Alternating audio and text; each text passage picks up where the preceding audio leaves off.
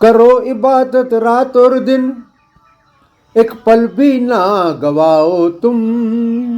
हर अगला पल नया वही देता है, इस बात को मान जाओ तुम।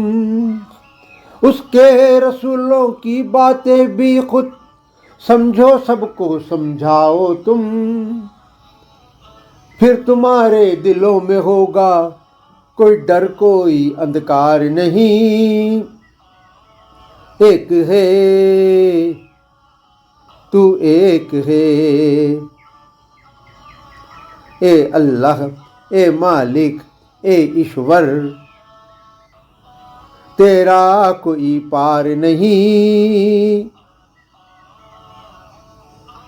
एक है तू, एक है।